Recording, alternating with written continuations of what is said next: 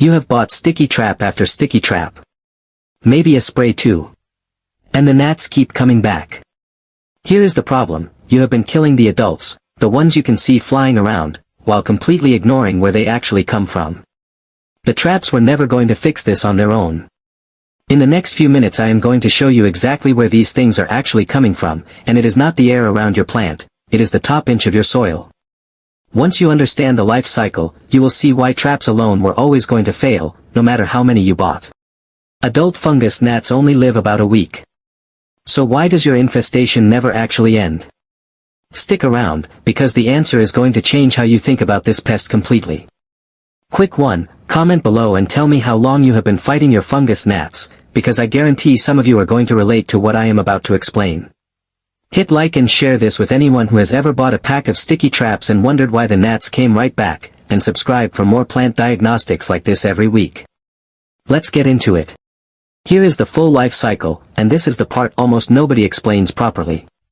An adult fungus gnat lays up to 200 eggs directly into moist soil.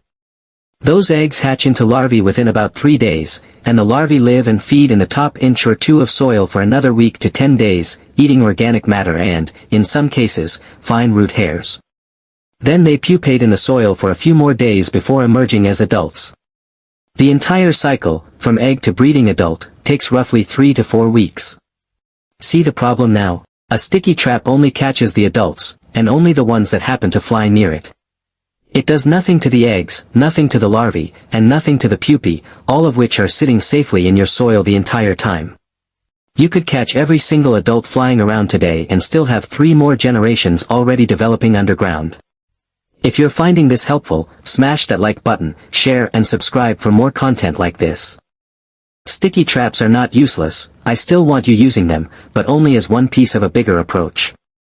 What they are actually good for is monitoring, telling you whether your population is growing or shrinking over time, and catching a portion of the adults before they can lay more eggs.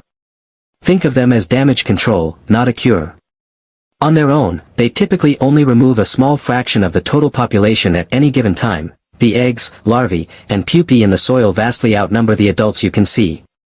The same goes for sprays. A contact insecticide or neem oil spray kills adults on contact, useful, but again, it does nothing for what's happening below the surface.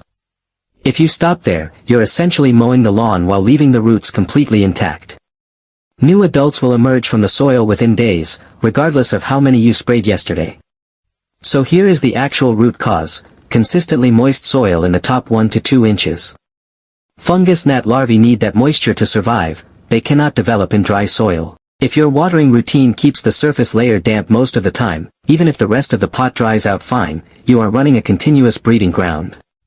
This is why fungus gnats are so strongly linked to overwatering, self-watering pots, and any setup where the top layer of soil rarely gets the chance to fully dry.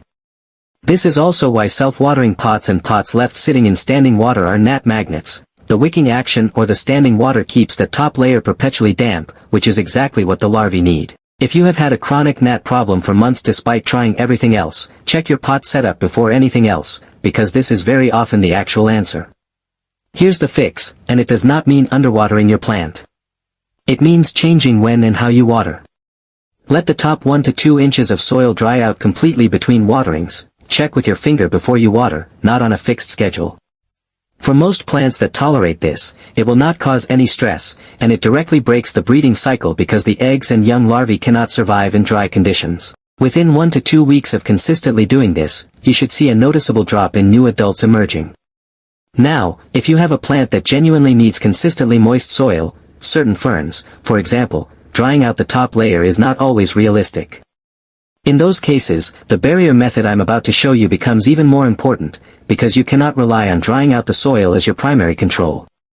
The barrier method: cover the top layer of soil with a thin layer of diatomaceous earth or coarse horticultural sand, about a 1/4 inch thick. This does 2 things. It physically blocks adult gnats from reaching moist soil underneath to lay their eggs, and diatomaceous earth specifically is abrasive to small insects on a microscopic level, which damages and dehydrates any larvae attempting to move through it. It is a completely mechanical solution, no chemicals near your plant's roots at all. While you're actively bringing an infestation under control, switch to bottom watering. Place the pot in a shallow tray of water for 15 to 20 minutes, let it soak up from the bottom, then remove it and let it drain. This keeps the lower soil hydrated for your plant's roots while keeping that critical top layer dry, exactly the condition gnats cannot breed in. It's a simple adjustment, but it accelerates recovery significantly compared to top watering during an active infestation. Here's the mistake that resets the entire process for a lot of people: bringing home new bagged potting soil and not realizing it can already contain gnat eggs. Commercial potting mixes, especially ones kept in warm, humid garden center storage, are a common source of new infestations. If you have just cleared a gnat problem and then repot using soil straight from a freshly opened bag without any precaution, you can reintroduce the exact same problem within weeks. The fix is simple: before using new bagged soil on a plant, especially if you've just cleared an infestation, either let the bag sit sealed in a hot car or sunny spot for a few days to kill any eggs through heat, or do a light soil drench with a 1 part hydrogen peroxide to 4 parts water solution before planting. Either one adds a layer of protection against reintroducing the problem you just spent weeks solving. So how long does this actually take? In week 1 and 2, you should see a noticeable drop in adults as the current generation dies off naturally and cannot be replaced by new eggs. By week 2 to 4, you're working through any remaining eggs and larvae that were already in the soil before you changed your routine. This is often the most frustrating stretch because it can feel like nothing is improving, even though it is.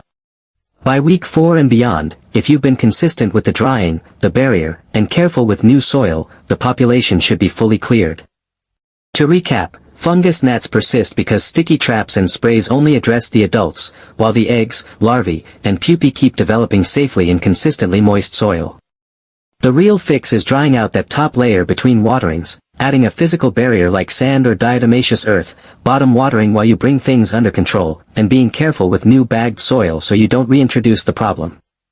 How long have you been fighting your fungus gnats? Days, weeks, or months? Drop your answer below, and let me know if this explains why your previous attempts didn't fully work. Like this video, share it with someone stuck in the sticky trap cycle, and subscribe for more plant diagnostics like this. See you in the next one.